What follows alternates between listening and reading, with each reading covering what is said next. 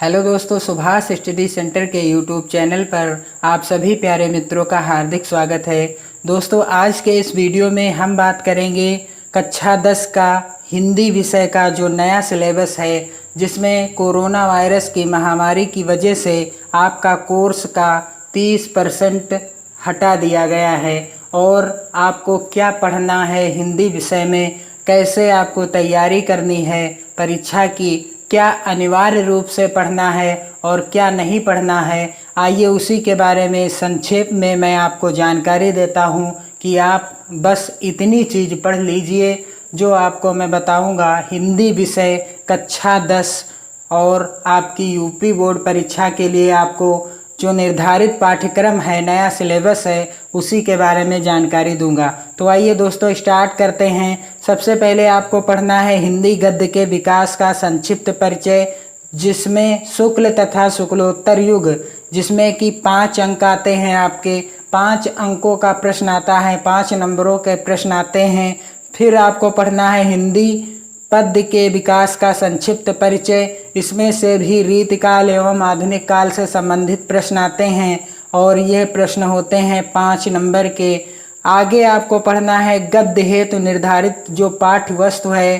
तो गद्य में आपको क्या करना होता है, गद्यांश दिया होता है और गद्यांश का आपको करना होता है संदर्भ लिखना होता है और रेखांकित अंश की व्याख्या करनी होती है। इसके बाद आपको गद्यांश से संबंधित प्रश्न जो होता है उसका भी उत्तर लिखना होता है। आगे आपको क्या बताऊंगा मैं, आगे गद्यांश यानी कौन कौन से पाठ आपके निर्धारित हैं गद्य के लिए, कौन कौन से पाठ आपको इस बार पढ़ना है, आइए जानते हैं दोस्तों। सबसे पहले आपको मैं जानकारी दे दूं, आपको मित्रता जिसके लेखक कौन हैं, आचार्य रामचंद्र शुक्ल। ममता जिसके लेखक हैं जयशंकर प्रसाद। भारतीय संस्कृति जिसके लेखक हैं डॉक्टर राजेंद्र प्रसाद। और अजंता के लेखक कौन हैं दोस्तों, अजंता के लेखक हैं भगवत शरण उपाध्याय जी। आपको इतने ही पाठ पढ़ने हैं, मित्रता, ममता, भारतीय संस्कृति, अजंता, और इतने ही लेखकों का जीवन परिचय याद करना है, यानी कि रामचंद्र शुक्ल जी का, जयशंकर प्रसाद जी का, डॉक्टर राजेंद्र प्रसाद जी का और भगवत शरण उपाध्याय जी का। आगे आपको क्या पढ़ना है, काव्य हेतु जो निर्धारित पाठ्य है। काव्य में आप क्या पढ़ेंगे, काव्य में आपका पूछा जाता है संदर्भ, कोई पद्यांश दे दिया उसका संदर्भ पूछता है और व्याख्या करना होता है और काव्यगत सौंदर्य भी लिखना होता है। आइए आपको बता दूं काव्य के अंतर्गत आपको क्या पढ़ना है। सूरदास जी के जो पद हैं इनको आपको पढ़ना है। आगे देख लीजिए क्या पढ़ना है आपको। तुलसीदास जी का धनुष भंग, वन पथ पर, रसखान जी का सवैये और कवित्व, बिहारी लाल जी के भक्ति और नीति के दोहे पढ़ने हैं। राम नरेश त्रिपाठी जी का स्वदेश प्रेम नामक कविता को पढ़ना है आपको इस बार। और मैथिली शरण गुप्त जी का भारत माता का मंदिर यह, भारत माता का मंदिर यह, इस कविता को आपको पढ़ना है। महादेवी वर्मा जी का हिमालय से, क्या पढ़ना है दोस्तों, हिमालय से। सुमित्रा नंदन पंत जी का चींटी नामक कविता जो दिया गया है उसको आपको पढ़ना है। माखनलाल चतुर्वेदी का पुष्प की अभिलाषा, पुष्प की अभिलाषा को पढ़ना है। सुभद्रा कुमारी चौहान की कविता झांसी की रानी की समाधि पर, झांसी की रानी की समाधि पर, इसको पढ़ना है दोस्तों। और अशोक वाजपेयी जी का भाषा एकमात्र अनंत है, भाषा एकमात्र अनंत है। और श्याम नारायण पांडे जी का हल्दी घाटी। और इन्हीं निर्धारित पाठों के आधार पर जीवन परिचय भी आपको पढ़ना है। आगे आपको क्या करना है दोस्तों, संस्कृत खंड। संस्कृत खंड में क्या करना है, संस्कृत में जो पद्यांश आता है, पद्यांश का संदर्भ लिखना होता है और हिंदी में अनुवाद करना होता है। टोटल 4 अंकों का होता है।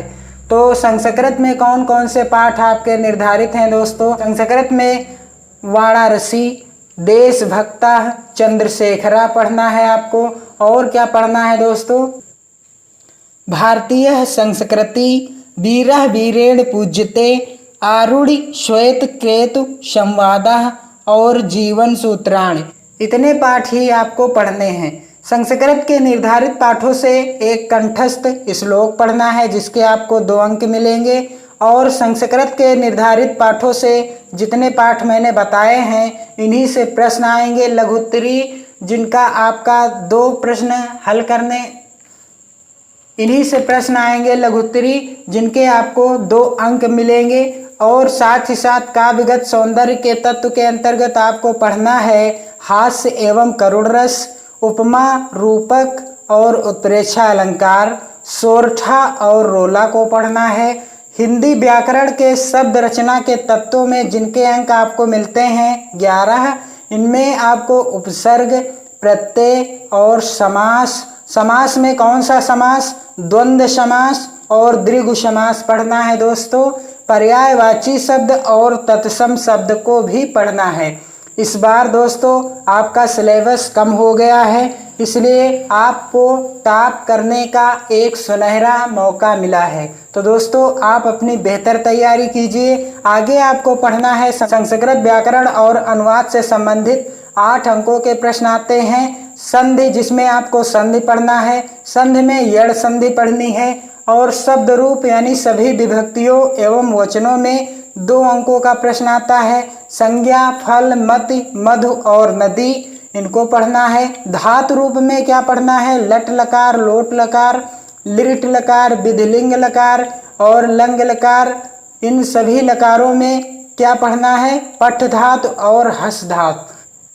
इसके बाद दोस्तों आपको हिंदी के सरल वाक्यों का संस्कृत में अनुवाद करना होता है। फिर आपको एक विषय पर निबंध लिखना है जिसके आपको 6 अंक मिलते हैं। फिर आपको खंडकाव्य लिखना होता है।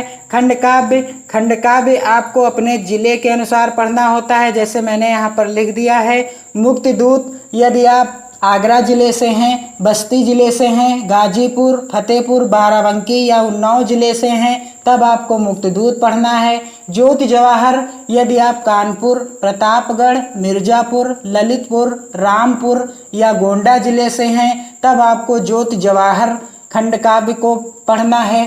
अग्रपूजा प्रयागराज, आजमगढ़, मथुरा के यदि आप रहने वाले हैं तब आपको अग्रपूजा पढ़ना है।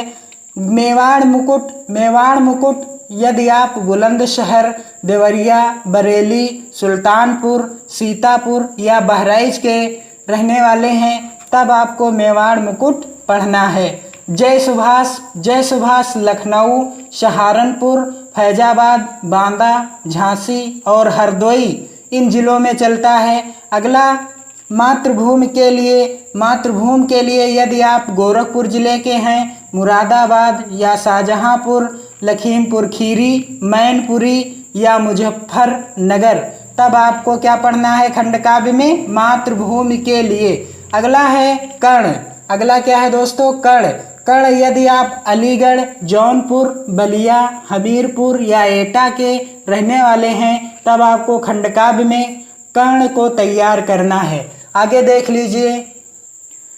कर्मवीर भरत यदि आप मेरठ जिले के हैं, फर्रुखाबाद, पीलीभीत या रायबरेली के हैं तब आपको खंडकाव्य के अंतर्गत कर्मवीर भरत पढ़ना है। और तुमुल यदि आप वाराणसी, इटावा, बिजनौर, जालौन या बदायूं जिले के हैं तब आपको तुमुल खंडकाव्य पढ़ना है। तो मैंने खंडकाव्य को बता दिया है, जिस जिले के आप हैं वहीं के हिसाब से आप उसी खंडकाव्य की बेहतर तैयारी कीजिए। दोस्तों ये था आपका हाई स्कूल का हिंदी विषय का नया सिलेबस, जिसमें आपके 30% हटा दिया गया है और 70% आपका नया सिलेबस है, जिसमें यदि आप मेहनत करते हैं तो 90% प्लस आपके अंक आएंगे। बस आपको चैनल के साथ जुड़ जाना है और अपनी तैयारी को बेहतर से बेहतर करना है।